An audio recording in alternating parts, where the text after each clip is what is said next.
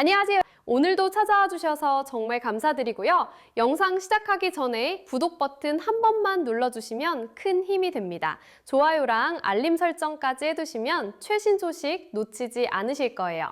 자, 여러분, 혹시 기억하세요? 불과 몇 년 전만 해도 대한민국 취업시장에는 전설 같은 직업이 하나 있었어요. 바로 킹산직이라는 단어 들어보셨죠? 생산직의 왕이라는 뜻인데 정말 말 그대로 왕이었어요. 고등학교만 졸업하면 들어갈 수 있는데 연봉이 1억 원을 찍고 정년까지 완벽하게 보장받고 자녀 학자금은 전액 지원받고 거기에다가 현대차를 평생 할인받아서 탈 수 있다는, 솔직히 말해서 의사나 변호사가 부럽지 않은 대한민국 상위 1%의 초특급 직업이었거든요. 그런데 말이죠. 그 영원할 것만 같았던 제국이 지금 완전히 무너져 내리고 있다는 사실 알고 계셨나요? 지금 울산 시내 한번 가보시면 정말 분위기가 예전 같지 않아요. 한때는 현대차 작업복만 입고 들어가면 술집 사장님들이 서비스를 팍팍 주던 그 거리가 지금은 임대 문의가 덕지덕지 붙어 있고 부동산 중개소에는 어깨가 축 처진 중년 남성분들이 멍하니 앉아 계시거든요. 그분들이 누구냐고요? 불과 2년 전에 연봉 1억 2천만 원 받으면서 투쟁을 외치던 바로 그 킹산직의 주인공들이에요. 퇴직금 5억 원을 딱 들고 당당하게 회사를 나왔는데 2년 만에 통장 잔고가 바닥이 났고 지금은 월급 180만 원짜리 일자리를 구하면서 전전긍긍하고 계신다는 거예요. 도대체 그 사이에 무슨 일이 있었던 걸까요? 그 엄청난 퇴직금은 왜 순식간에 증발했고 현대차 주식은 왜 사람을 줄이고 모보들 늘리겠다고 발표한 날 무려 16%나 폭등했을까요? 오늘 그 놀라운 이야기를 여러분께 들려드릴게요. 지금으로부터 9년 전 2017년 여름으로 거슬러 올라가요. 당시 현대차 울산 공장은 그야말로 전쟁터였어요. 8월에 그 뜨거운 태양 아래서 울산 공장 조업원 5만 명이 파업, 찬반 투표소 앞에 줄을 섰거든요. 여름 한창인데 공장 앞에 사람들이 줄을 서 있는 모습 상상이 가시나요? 땀이 뚝뚝 떨어지는데도 투표하러 나온 거예요. 왜냐하면 그만큼 절박했으니까요. 결과는 어떻게 됐냐고요? 찬성 86%, 압도적이었죠. 거의 열의 9이 찬성한 거예요. 그들의 요구사항은 뭐였냐면 기본급을 15만 원 올려달라, 작년 순이익의 30%를 성과급으로 내놓으라는 거였어요. 회사 측은 당연히 그건 좀 하고 고개를 저었죠. 어떻게 보면 당연한 반응이에요. 15만 원이면 한 사람당 연간 180만 원이고 5만 명이면 900억 원이 넘는 금액이거든요. 그러자 어떻게 됐냐고요? 2017년 8월 23일 울산 공장의 거대한 심장이 멈춰버렸어요. 5개 라인이 올스톱됐고 하루에 3,700대씩 쏟아져 나오던 자동차가 순식간에 0대가 된 거예요. 3,700대가 하루에 안 나온다는 게 얼마나 큰일인지 아세요? 울산 공장이 현대차 글로벌 생산의 핵심이거든요. 이 파업이 며칠이나 갔을까요?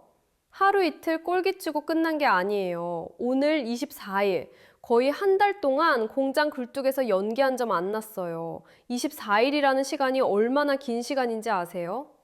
한 달 가까이 공장이 멈춰 있었던 거예요. 아침에 출근해서 공장 앞에 앉아 있고, 점심 먹고 또 앉아 있고, 저녁 되면 집에 가고, 다음날 또 나오고, 이게 24일 동안 반복된 거예요.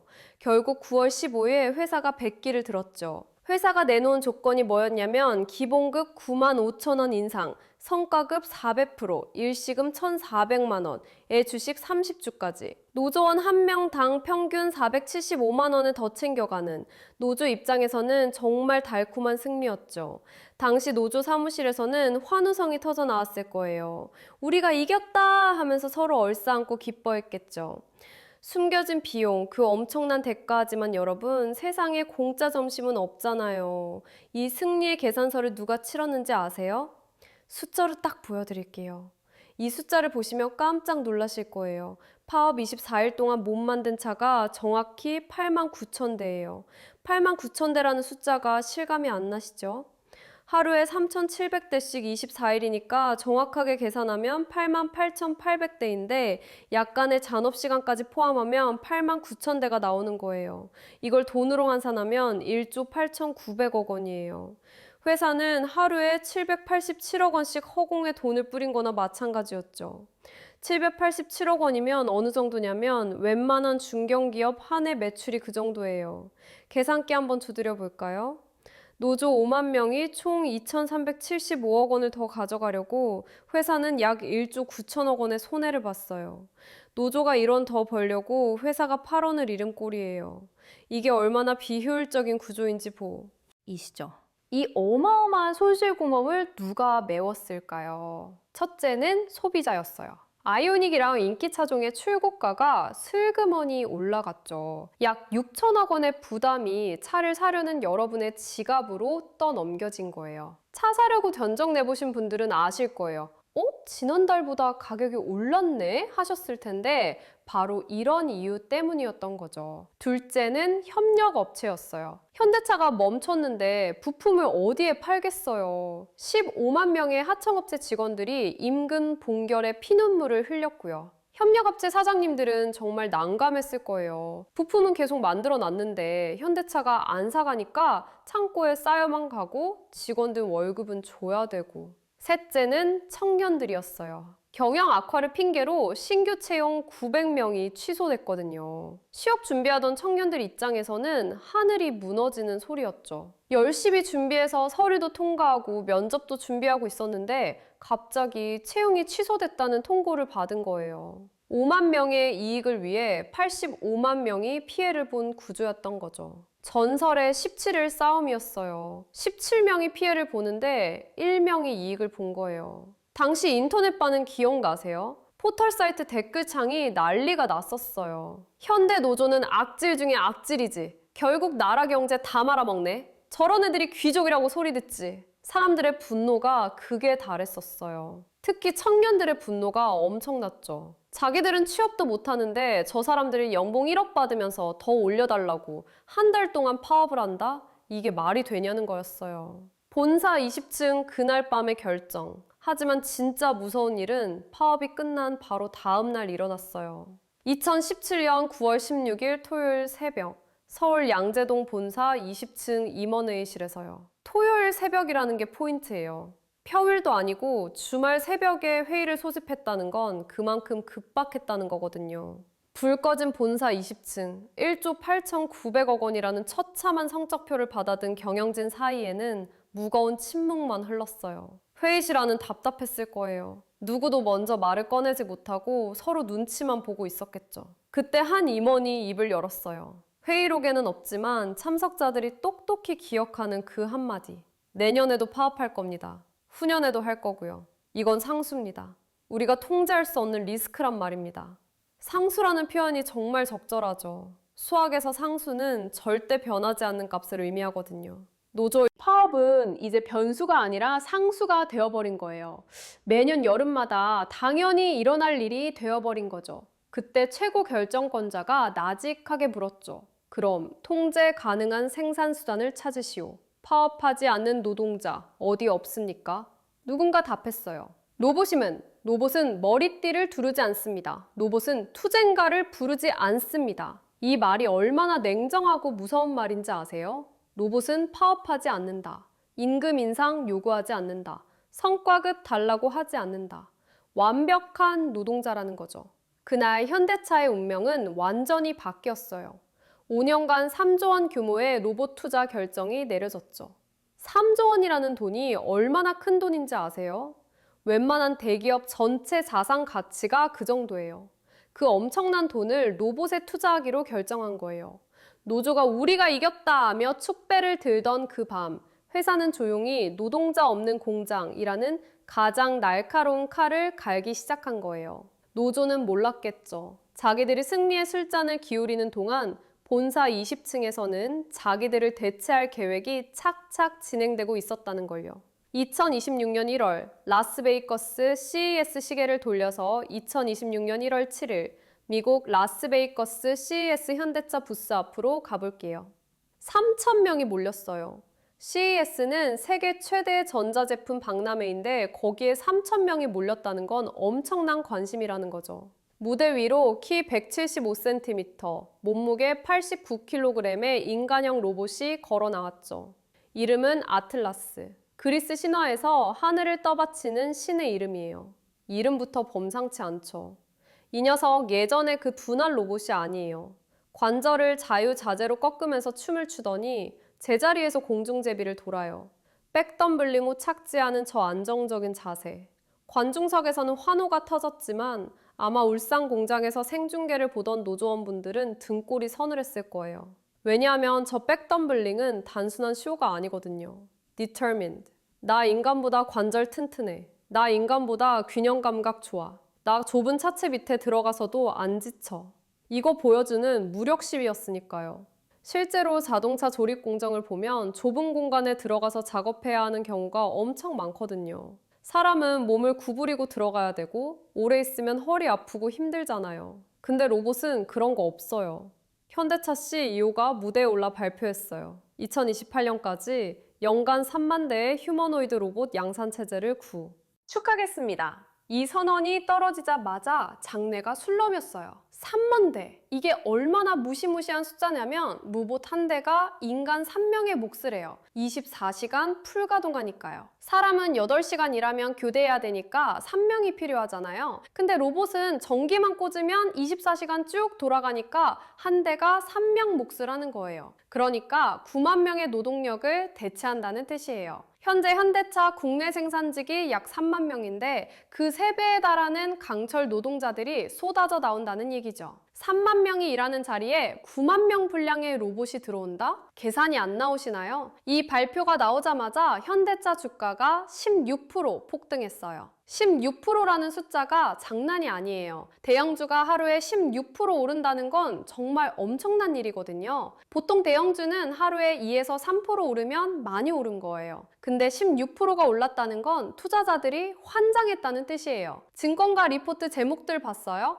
현대차 로봇 대장주 탄생, 삼성증권 마침내 리스크 해소, KB증권 투자자들은 환호했죠. 리스크 해소라는 표현이 정말 적절해요. 노조 파업이라는 리스크에서 해방된다는 뜻이니까요. 그리고 인터넷 댓글창은 풍자와 조롱으로 도배됐어요. 진정한 금속노조 아틀라스, 노동해방해달라던 노조들 소원대로 진짜 노동에서 해방시켜드렸네. 이제 파업하면 코드 뽑아버리면 그만 아님? 아틀라스는 밥도 안 먹고 담배 피우러도 안 가. 이런 댓글들이 수천 개씩 달렸어요. 인간 대 로봇, 참혹한 성적표. 실제로 아틀라스랑 인간의 성적표를 비교해 볼게요. 이건 너무 잔인해서 눈물이 날 지경이에요. 진짜 비교하기가 미안할 정도예요. 용접 작업을 보면 인간은 200초가 걸려요. 근데 아틀라스는 180초면 끝나요. 속도부터 10% 빨라요. 10%라는 게 별거 아닌 것 같지만 하루 종일 계속되면 엄청난 차이가 나거든요. 불량률을 보면 더 심해요. 인간은 1.5%예요. 100개 만들면 하나 반 정도는 불량이 나온다는 거죠. 근데 아틀라스는 0.2%예요. 사실상 불량 제로라고 봐도 돼요. 500개 만들어야 하나 나올까 말까한 수준이에요. 근무 시간은 어떨까요? 인간은 8시간이잖아요. 밥 먹고 쉬고 화장실 가야죠. 담배 피우는 분들은 담배도 피워야 되고요. 실제 작업 시간은 6시간 반 정도밖에 안 돼요. 근데 아틀라스는 전기만 꽂으면 24시간 무한동력이에요. 밥도 안 먹고 화장실도 안 가고 담배도 안 피우고 쉬지도 않고 계속 일해요.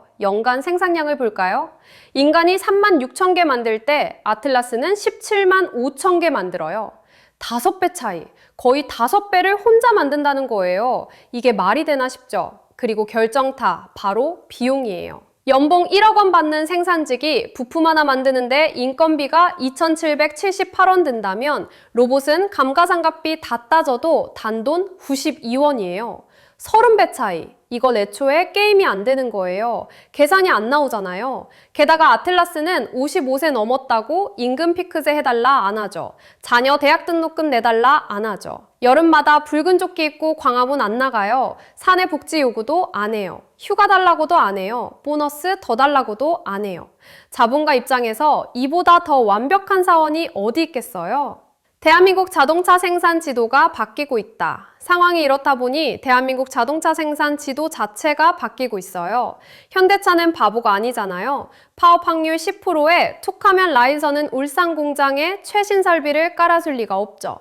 투자는 돈이 잘 굴러가는 곳에 하는 거니까요. 지금 울산 공장 라인에서 뭐 돌아가는지 아세요? 팰리세이드, 구형, 스타리아. 곧 단종되거나 끝물인 모델들 뿐이에요. 소위 설거지 라인이 된 거죠. 설거지 라인이라는 표현이 정말 적절해요. 팔려도 그만, 안 팔려도 그만인 모델들만 돌리고 있다는 뜻이거든요.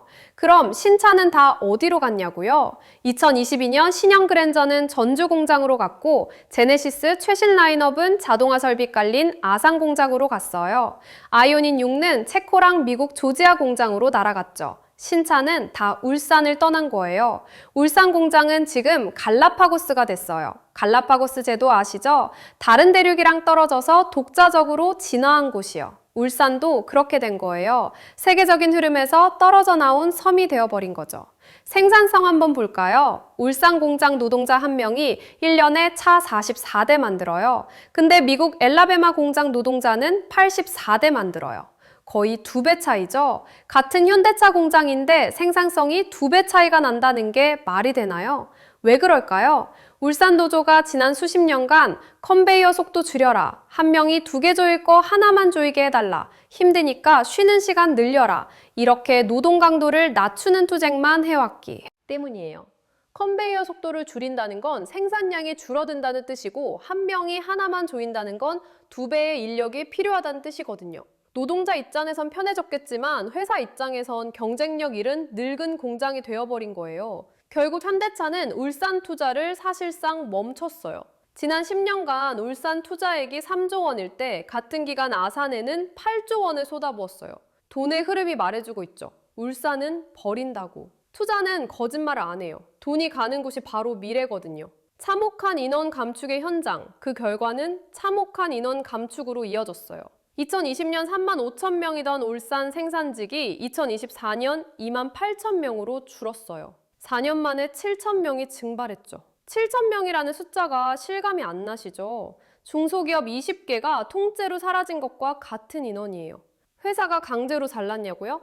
아니요. 아주 세련된 방법을 썼어요. 지금 나가시면 위로금 5억 드립니다.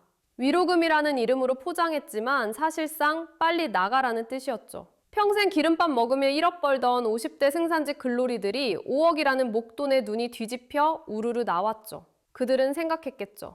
이 돈으로 건물 하나 사서 월세 받거나 치킨집 하면 노후 대박이다. 5억이면 건물 한 채는 못 사도 작은 상가 하나는 살 수 있을 거라고 생각했을 거예요. 하지만 그게 지옥문인 줄은 꿈에도 몰랐을 거예요. 현실은 호락호락하지 않았거든요. 퇴직한 7천 명, 지금 어디에? 퇴직한 그 7천 명, 지금 다 어디 갔을까요? 팩트 그대로 말씀드릴게요. 이 부분이 정말 가슴 아픈 대목이에요. 치킨집 차렸다가 1년 만에 폐업. 치킨집이 얼마나 경쟁이 심한지 아세요? 한 블록에 5개씩 있는 게 치킨집이에요. 프랜차이즈 가맹비만 3천만 원 인테리어 비용, 5천만 원, 보증금 5천만 원. 시작하기도 전에 돈이 1억 3천만 원이 들어가요. 카페 열었다가 인테리어 비용도 못 건지고 6개월 만에 손절. 카페는 더 심해요. 요즘 카페가 얼마나 예쁘게 꾸며야 사람들이 오는지 아세요? 인테리어 비용만 1억 원 들어가요. 근데 커피 한 잔 팔아서 남는 게 1,000원밖에 안 돼요. 10만 잔을 팔아야 인테리어 비용이 나와요. 3억 원이 자영업이라는 정글에서는 포식자 앞에 고기 한 점일 뿐이었어요. 자영업 시장은 정글이에요. 매일매일 살아남기 위해 싸워야 하는 곳이거든요. 평생 회사라는 온실에서 보호받던 사람들이 갑자기 정글에 던져진 거예요. sad. 2년 만에 퇴직금은 아이스크림처럼 녹아내렸어요. 5억 원이 2년 만에 다 사라졌다는 게 믿어지세요? 치킨집 망하고 카페 망하고 월세로 나간 돈, 생활비로 나간 돈, 자녀 학비로 나간 돈. 이러다 보니 어느새 통장에 남은 건 몇백만 원 뿐이었어요. 평생 회사라는 거대한 온실 속에서 노조라는 울타리 안에서 보호받던 이들이 야생의 자영업 시장에 나오자마자 먹잇감이 된 거죠. 30년 동안 용접만 하던 사람이 갑자기 치킨을 튀기고 커피를 내리고 손님을 응대하고 장사가 안 되면 전단지를 돌리고 이런 걸 해본 적이 없으니까 당연히 망할 수밖에 없었던 거예요. 지금 울산 시내 공인중개사 사무실 가보세요. 어서 오세요 하며 물수건 건네는 중년 남성분. 2년 전엔 현대차 조끼 입고 어깨 딱 펴고 다니던 그분들이에요. 지금 월급 180만 원 받으면서 남의 집 전세 계약서 복사하고 계셔요. 연봉 1억에서 월급 180만 원으로 떨어진 거예요. 1년에 2,160만 원이니까 연봉이 5분의 1로 떨어진 거죠. 공장에 남은 사람들의 현실. 더 비극적인 건 공장에 남아있는 사람들이에요. 현재 울산 공장 평균 나이 53세, 50대 이상이 70%예요. 젊은 피 수혈이 없어요. 공장 가보면 아저씨들밖에 안 보여요. 20대, 30대는 찾아보기 힘들어요. 지난 5년간 신규 채용이 1년에 고작 40명 꼴이에요. 예전엔 1000명씩 뽑던 회사가 말이죠. 1000명에서 40명으로 줄었다는 건 25분의 1로 줄어든 거예요. 거의 채용을 안 한다고 봐도 될 정도죠. 이제 20에서 30대들은 울산 공장에 안 가요. 거기 곧 망할 곳이잖아 라는 소문이 파다하거든요. 취업 준비하는 청년들끼리 하는 얘기가 있대요. 현대차 간다고? 어디 공장? 울산? 거기는 가지 마. 아산으로 가. 차라리 자동화된 아산이나 영구직을 선호하죠. 아산 공장은 최신 설비가 깔려있고 로봇이랑 협업하는 방식이라서 일도 편하고 미래도 보장되는 느낌이거든요. 울산이라는 도시 전체가 늙어가고 가라앉고 있어요. 현대차라는 엔진이 꺼지면 울산은 멈춰요. 울산이 뭘로 먹고 사는 도시예요? 현대차예요. 현대차가 없으면 울산은 그냥 작은 지방 도시일 뿐이에요. 이건 단순한 기업의 구조조정이 아니라 한 도시의 흥망성쇠가 걸린 문제예요. 울산 시내 상권도 죽어가고 있어요. 예전에 현대차 직원들로 북적이던 식당들이 하나둘씩 문을 닫고 있고 부동산 가격도 떨어지고 있어요. 대차 직원들이 줄어드니까 자연스럽게 소비도 줄어드는 거죠. 일론 머스크의 예언, 노동의 종말. 그런데 이 사태를 단순히 현대차 노조가 너무 욕심부려서 망했다 정도로만 해석하면 안 돼요. 이건 전 세계적인 흐름이거든요. 아니, 인류 문명의 패러다임이 바뀌는 거대한 전환의 전조예요. 2025년 12월 일론 머스크가 인도 억만장자 리틀 카마스와의 인터뷰에서 전 세계 경제학자들의 심장을 멎게 할 예언을 했어요. 일론 머스크는 테슬라 CEO이자 스페이스X 창업자인 건 다 아시죠? 그 사람이 한 말이니까 무게감이 다른 거예요. 2028년, 늦어도 2029년이면 돈의 개념이 사라질 것이다. 이게 무슨 똥따지 같은 소리일까요? 처음 들으면 미친 소리 같죠? 돈이 사라진다니? 그럼 우리는 뭘로 거래를 하고 살라는 거냐고요. 논리는 이래요. AI와 로봇이 인간보다 훨씬 싸고 빠르고 완벽하게 모든 물건을 만들어내요. 생산성이 폭발하겠죠. 물건이 너무 흔해지면 가격은 어떻게 되죠? 바닥을 쳐요. 0에 수렴하게 되죠. 경제학의 기본 원리잖아요. 공급이 늘어나면 가격은 떨어진다. 이걸 경제학 용어로 하이퍼 디플레이션이라고 해요. 물건값이 똥값이 되는 세상에서 돈을 모으는 게 무슨 의미가 있을까요? 아이폰이 1,000원이고 자동차가 10,000원이고 집이 10만 원이면 돈을 모을 필요가 없잖아요. 노동 자체가 사라질 미래 에너지 모빌리티 기업으로 변신하지 않으면 죽는다는 걸 본능적으로 알기 때문이에요. 현대차는 더 이상 자동차 회사가 아니에요. 에너지 회사가 되려고 하는 거예요. 이런 거대한 쓰나미가 몰려오는데 내 월급 5만 원 올려줘. 정년 65세로 늘려줘. 라고 외치는 건 쓰나미 앞에서 종이배 띄우며 내 배가 더 크다고 자랑하는 것과 같아요. 시대착오적이다. 모태 애처로운 풍경이죠. 타이타닉호가 가라앉고 있는데 갑판 위에서 내 방이 더 넓어야 한다 고 싸우는 격이에요. 배가 가라앉고 있으면 배부터 살려야지 방 크기를 따지고 있으면 안 되잖아요. 다가올 미래 시뮬레이션. 자, 이제 앞으로 벌어질 일을 시뮬레이션 해볼게요. 이 시나리오는 현재 데이터를 바탕으로 한 99% 실현 가능한 미래예요. SF 소설이 아니라 현실적으로 일어날 일이라는 거죠. 2026년 6월, 현대차가 사내 게시판에 공지를 띄워요. 스마트 팩토리 로봇 운영 전문가 양성 과정, 모집 대상 생산직 전 사원, 기간 6개월, 교육비 전액 무료, 혜택 로봇 관리자로 직무 전환. 이 공지 보고 생산직 아저씨들 반응 어떨까요? 야, 내가 용접만 30년 했는데 이제 와서 컴퓨터를 배우라고? 장난하냐? 그거 배울 시간에 주말 특근 한 번 더 뛰면 30만 원인데 미쳤다고 거길 가. 나이 50인데 뭘 배워? 그냥 정년까지 버티면 되지. 실제 데이터에 따르면 신청률은 1.7%에 불과할 것으로 예상되어 300명 남짓이죠. 2만 8천 명 중에 300명만 신청한다는 거예요. 나머지 2만 7,700명은 뭐 하냐고요? 그냥 지금처럼 일하면서 정년까지 버티려고 할 거예요. 2027년 6월 아산공장에 아틀라스 500대가 쫙 깔리는 순간 상황은 역전돼요. 대규모 인원 감축 바람이 불어닥쳐요. 1,500명 라인에서 700명을 내보내요. 절반 가까이를 내보내는 거예요. 그때 가서 저도 교육받겠습니다 하고 손들어봤자 버스는 이미 떠났어요. 교육을 이수한 1.7%, 그 300명은 어떻게 될까요? 그들은 더 이상 기름때 묻히며 일하지 않아요. 태블릿 PC 들고 로봇들이 잘 돌아가는지 체크하는 화이트 칼라 관리자가 돼요. 연봉은 1억 2천에서 1억 5천으로 뛰죠. 더 편하게 일하면서 돈은 더 많이 받는 거예요. 반면 변화를 거부하고 내가 왕년에 타령만 하던 나머지 98%는 명예퇴직 명단에 이름을 올리게 돼요. 이건 잔인한 현실이에요. 기술은 기다려주지 않거든요. 기술은 계속 발전하는데 사람이 따라가지 못하면 도태될 수밖에 없어요. 킹산직은 환상이었다.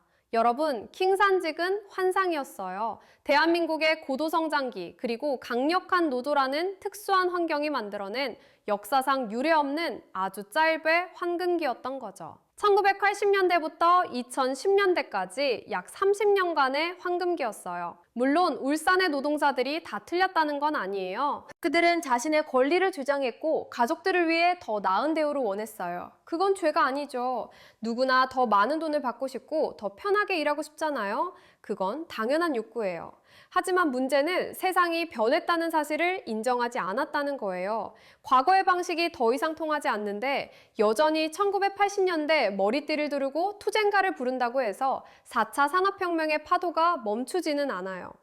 노조가 강해서 고임금을 받으면 회사는 공장을 옮겨요. 노동 강도를 낮추면 로봇을 데려와요.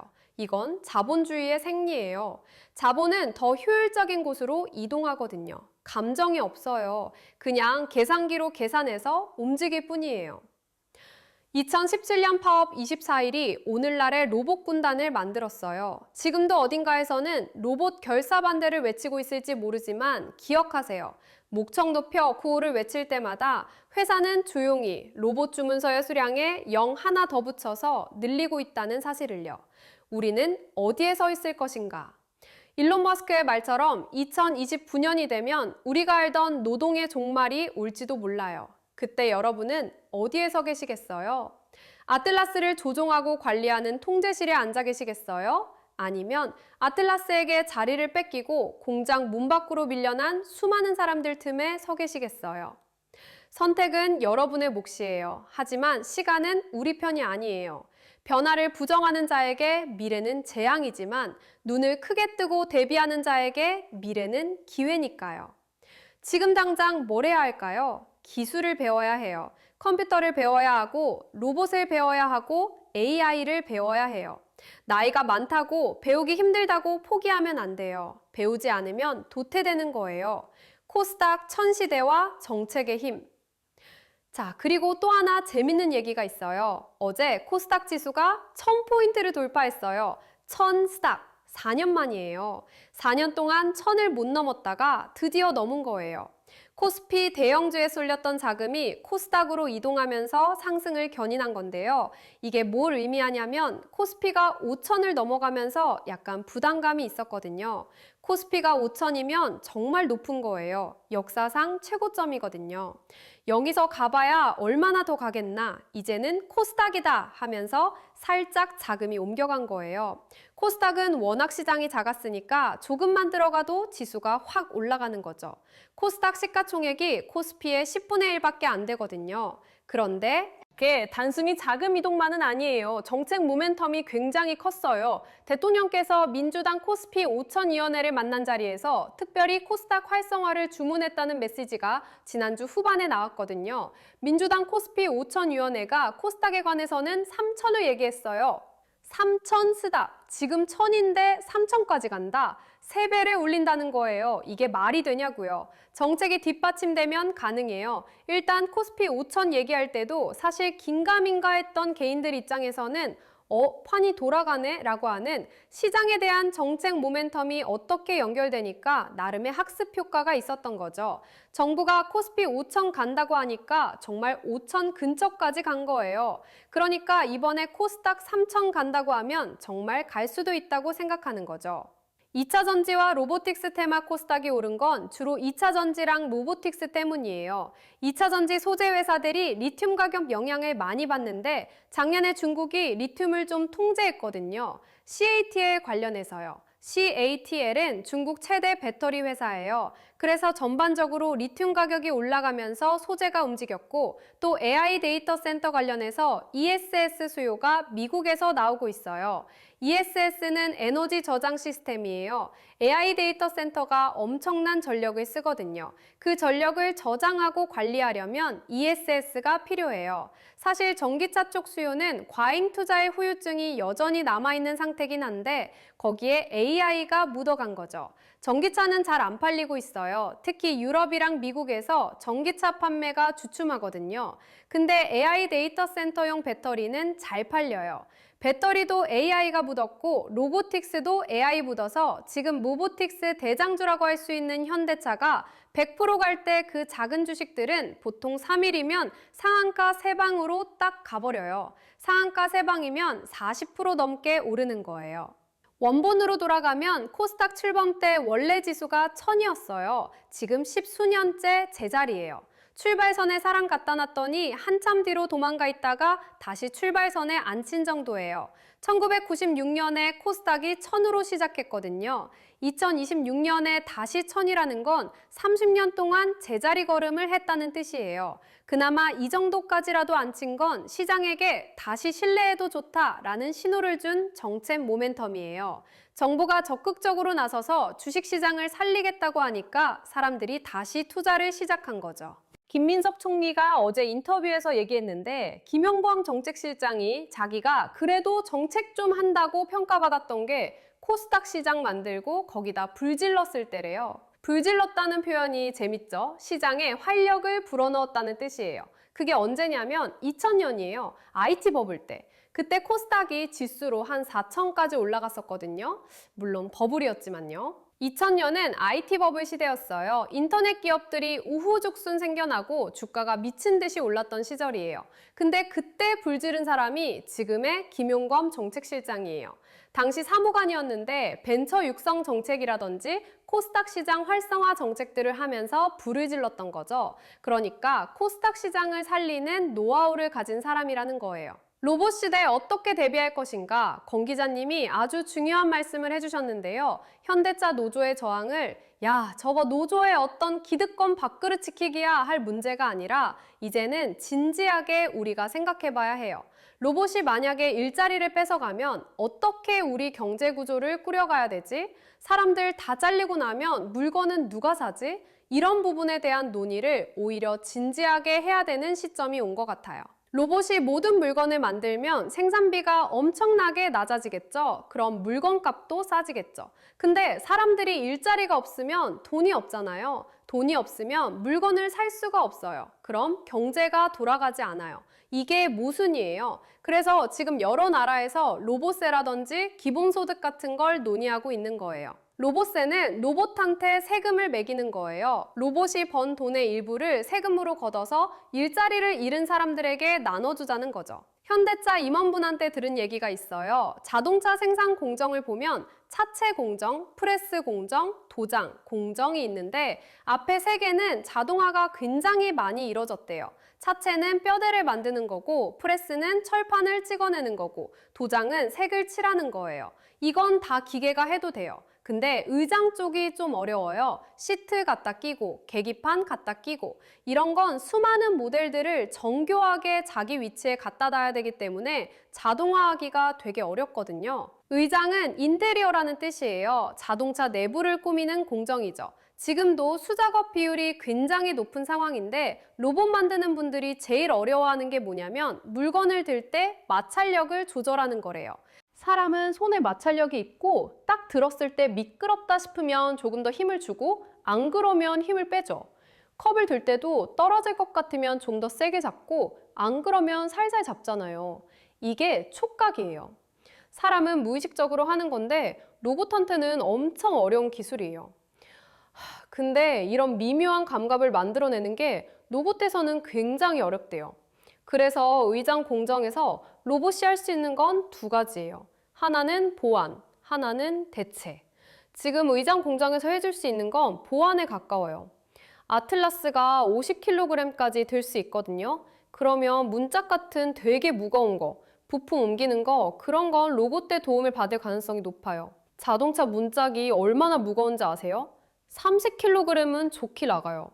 그러면 현재 지금 노조원으로 있는 분들은 로봇의 도움을 받으면서 지금보다 훨씬 더 편하게 작업하실 수 있어요.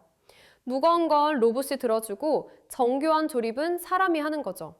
하지만 결정적인 문제는 근데 여기서 우리가 생각해 봐야 되는 부분은 뭐냐면 로봇의 성능이 점점 올라가서 몇 년 후에는 그런 것까지 구현할 수 있는 시점이 오잖아요. 기술은 계속 발전하니까요. 그러면 현대차 노조는 해고가 어렵기 때문에 안 잘려요. 정규직은 정말 자르기 힘들거든요. 노동법으로 보호받고 있으니까요. 그러면 누가 피해를 보게 되냐면 신규 채용이 줄어들면서 청년층이 피해를 보게 될 거예요. 그러니까 현대차 노조가 지금 반대하고 있는 건 다양한 포석이 있겠지만 막연한 불안감이라는 게 있을 거고 이런 걸 명분 삼아서 다른 걸 얻어낼 수 있는 투쟁의 명분이 될 수 있어요. 로봇 들어오는데 우리한테 보상 좀 해줘야 되는 거 아니야? 근데 진짜 구조적이고 현실적인 문제는 청년 채용 감소에 좀 더 효과가 있을 거예요. 지금 현대차 다니는 분들은 정년까지 다닐 수 있을 거예요. 근데 앞으로 취업하려는 청년들은 기회조차 못 얻는 거죠. 현대차에 숨겨진 준비들, 그리고 이번에 아틀라스가 도입되면서 이슈가 된 부분이 있는데 이전에 로봇이 도입되는 것들은 자동화가 되게 많이 이루어졌음에도 불구하고 크게 저항하지 않았던 이유는 로봇의 성능이 그렇게까지 빨리 높아질지를 몰랐어요. 근데 이번 CES에서 보여줬던 게 엔비디아의 피지컬 AI 플랫폼이라든지 구글이 가지고 있는 딥마인드가 두뇌 역할을 해주거든요. 엔비디아는 GPU 만드는 회사인데 이제 로봇 두뇌도 만들고 있어. 그러면 거기다 기계 장치를 만들어서 붙이는 게 생각보다 수준이 굉장히 높아졌다는 걸 확인하게 된 거예요. 그 얘기는 꼭 로봇 회사가 로봇의 두뇌를 다 만들지 않더라도 기계공학적으로 뛰어난 부분들이 더해졌을 때 이게 굉장히 빠르게 도입될 수 있다는 거예요. 그래서 이런 정도 속도라면 굉장히 빠른 속도로 올 수 있겠구나 하는 불안감들이 굉장히 컸던 거죠. 예전에는 로봇이 사람을 대체하려면 한 20년은 걸리겠지 했는데 이제는 5년 안에도 가능하겠는데 하는 거예요. 우리가 준비해야 할 것들, 로봇세라는 게 처음 논의를 시작했던 게 유럽에서 2017년이었어요. 근데 거의 8년이 지나는 동안 논의의 진척은 거의 없었어요. 왜냐하면 로봇세를 매기면 기업들이 반발하거든요. 로봇 쓰는데 왜 세금을 내야 돼? 근데 현대차 노조의 저항을 저거 노조의 어떤 기득권 밥그릇 지키기야 할 문제가 아니라 이제는 진지하게 우리가 로봇이 만약에 일자리를 뺏어가면 어떻게 우리 경제 구조를 꾸려가야 되지? 사람들 다 잘리고 나면 물건은 누가 사지? 이런 부분들에 대한 논의를 오히려 진지하게 해야 되는 시점이 온 것 같아요. 현대차가 바보가 아니에요. 그동안 2, 3년간 조용히 보스턴 다이내믹스가 미국 공장에서 로봇만 만든 게 아니에요. 사실 현대 계열이 이 로봇이 들어오는 것을 대비해서 다양하게 준비했다는 게 이번에 속속 밝혀지고 있어요. 연구할수록 재밌어요. 예를 들면 공장 같은 거요. 공장이 현대차만 해도 많고 다른 회사도 엄청 많잖아요. 계열사에서요. 현대위아, 현대로템, 현대모비스 이런 회사들이 수십 개예요. 그러면 이참에 로봇 시대에 맞는 공장 디자인이 뭐냐? 그럼 너 먼저 해봐. 거기 먼저 들어가게. 또 액추에이터 누가 만들 거야? 네가 해. 액추에이터는 로봇의 관절 부분이에요. 움직이는 장치죠. 이런 식으로 해서 로봇 시대를 대비한 그룹사에 나름의 전략적인 프로젝트들이 그동안 쭉 깔려 있었고 회사마다 특장점을 잡아서 무언가를 다 해왔다는 게 이번에 속속들이 드러나고 있어요. 엑스켈레톤과 싱가포르 혁신센터, 현대차가 만든 로봇 중에 팔드라는 게 있어요. 옷에 입는 거예요. 입어가지고 팔 들면 힘들잖아요. 근데 그거 딱 입으면 올려줘요. 자동으로 쫙. 마블 영화에서 아이언맨 슈트 같은 거예요. 허리 지지하는 것도 있고 다리 지지하는 것도 있어요. 이런 엑스켈레톤들이요. 스켈레톤은 외골격이라는 뜻이에요. 이거 본 적 별로 없으실 거예요. 근데 작년 판매분 다 팔렸어요. 자, 계열사에서 소화를 한 거예요. 계열사에서도 소화하고 건설사라든지 조선사에서도 하고 올해는 농업진흥청하고 해서 과일 딸 때도 쓴대요. 웃을 일이 아니에요. 사과 따고 배 따려면 하루 종일 팔 들고 있어야 하거든요. 어깨 나가는 거에 비하면 얘가 훨씬 싸거든요. 그게 사실 미국 공장에서 쓰려고 만든 로봇이에요. 미국은 노동법이 엄격해서 노동자가 다치면 보상금이 엄청나거든요. 그래서 예방 차원에서 엑스켈레톤을 입히는 거예요. 그러니까 진짜로 만들 수 있고 양산할 수 있는 양산력이 있고 실제로 자기가 쓸 곳이 있고 테스트베드가 있고 데이터를 직접 수집할 수 있는 공장이 있는 회사가 이번에 로봇을 만들었다는 거에서 굉장히 높은 점수를 주고 있어요. 그리고 싱가포르에 현대차 혁신센터가 하나 있어요. 거기가 조그만 공장인데 일종의 파일럿 공장이에요. 이게 자동화를 했을 때 어떤 것들을 공정에 적용할 수 있는지를 작은 공장을 거기다 만들어 놓고서 계속적으로 실험을 했대요. 근데 우스운 소리를 들었는데 그 공장 연구소, 연구 공장에서 뭘 만드는지를 한국에 있으면 알려줄 수 있다. 그래서 싱가포르에다 만든 거래요. 노조 몰래 하려고요. 이게 자동화 공정들이 막 이뤄지면 분명히 노조에서 걸림돌이 될 수도 있거든요. 그래서 그걸 싱가포르에서 만들었대요. 디지털 트윈부터 뭐 이것저것 연구하던 거 꽤 많이 있었거든요. 디지털 트윈은 가상으로 공장을 만들어서 시뮬레이션 하는 거예요. 확실한 상업화 데이터, 그리고 현대차가 후발주자 아니냐는 의구심이 있었는데 아니에요. 그동안의 시간을 따라잡은 것 같아요. 어쩌면 더 나아요. 테슬라나 다른 회사들보다 더 앞서 나갈 수도 있어요. 평가받는 부분이 뭐냐면 구동하는 360도 회전 같은 것도 있지만 가장 확실한 건 상업화 데이터 타임 테이블, 그 다음에 더하기 빼기가 나왔어요. 이게 자본시장에서 가장 중요하게 판단하는 부분이에요. 한 대 얼마야? 휴머노이드를 얼마에 팔 거야? 언제부터 팔 수 있어? 테슬라한테 물어보면 몰라요 그거 그냥 언젠가 나올 거예요 이러거든요. 근데 현대는 지금 얼추 나온단 말이에요. 2억 원일 거야. 연간 유지비는 1,300만 원일 거야. 언제부터 투입돼? 2028년 시운전, 2030년 전 세계 양산. 딱딱 떨어진단 말이죠. 자본시장이 가장 좋아하는, 가장 궁금해하는 확실한 수치를 가장 먼저 보여내고 있어요. 투자자들이 좋아하는 게 뭐예요? 확실성이에요. 언제 얼마를 투자하면 얼마를 벌 수 있다. 이게 명확하면 투자자들이 달려들어요. 그러니까 어떤 면에서는 이 흐름을 현대가 제일 먼저 가져갈지도 모르겠다는 거예요. 이렇게 수치를 보여주니까요. 테슬라는 쇼는 화려한데 정작 언제 나올지 모르거든요.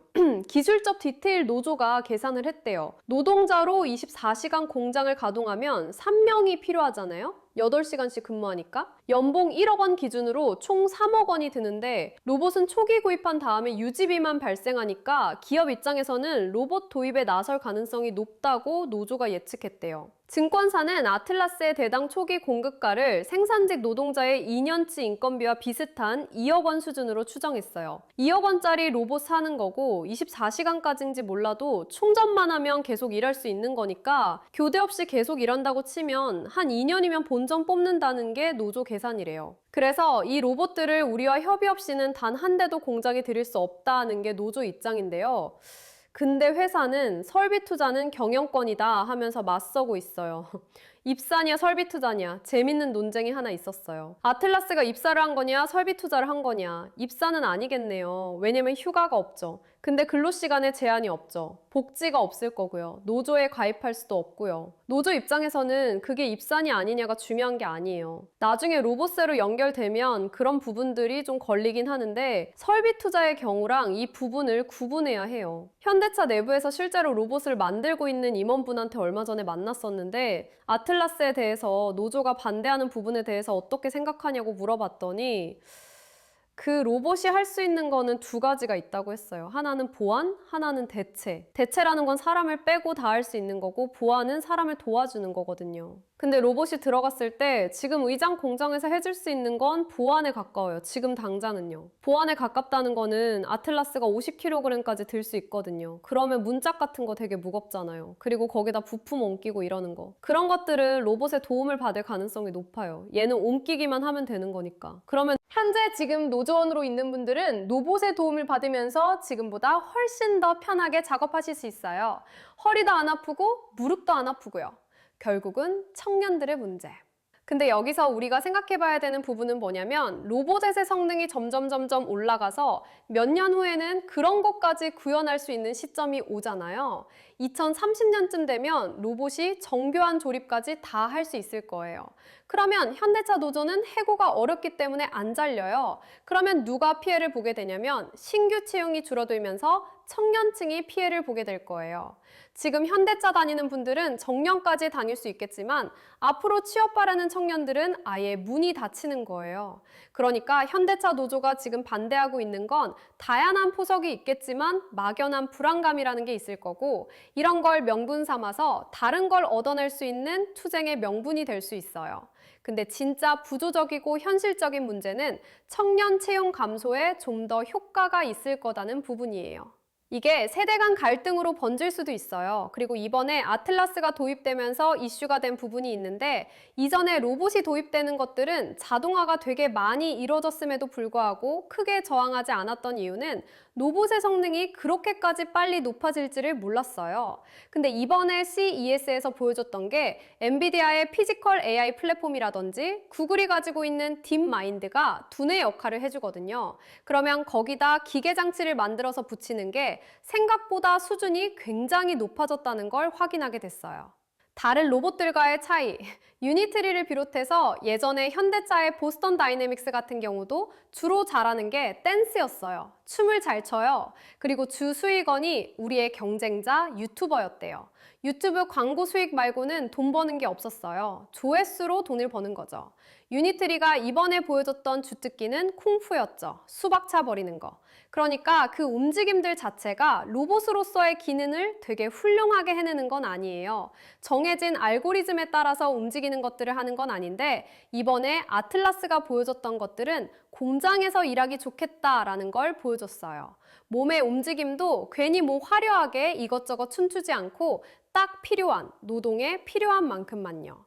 되게 신기했던 게 물건이 이렇게 있으면 우리가 인간이 들면 옆으로 이렇게 도는데 얘가 볼 필요 없거든요. 몸통만 돌더라고요. 팔만 돌리고 몸통 돌리고 고개를 360도 돌려버리고 저렇게 움직이면 훨씬 효율적이겠네. 그리고 나서 배터리 갈러 혼자 가서 등에서 배터리 빼가지고 다시 끼고 그런 거 보면서 얘는 공장에서 쓰려고 만들었구나 하는 게 확 느껴졌어요. 우리의 전통적인 조언, 우리 부모님께서 해주신 얘기 중에 하나가 뭐 장사하다 할 거 없으면 음식 장사를 해라. 그래도 굶어 죽진 않는다. 안 되면 네가 먹어라. 안 팔리면 자기가 먹으면 되니까요. 현대차가 딱 그래요. 이거를 다른 데 팔아야 되는 사람들은 괜히 화려한 몸짓들을 보여야 되는데 현대차는 자기 공장에 쓸 거기 때문에 자기 공장에 맞는 로봇을 만들면 되는 거예요. 근데 현대차 공장만 하더라도 전 세계에 있죠. 거기에 현대위아, 현대로템, 현대모비스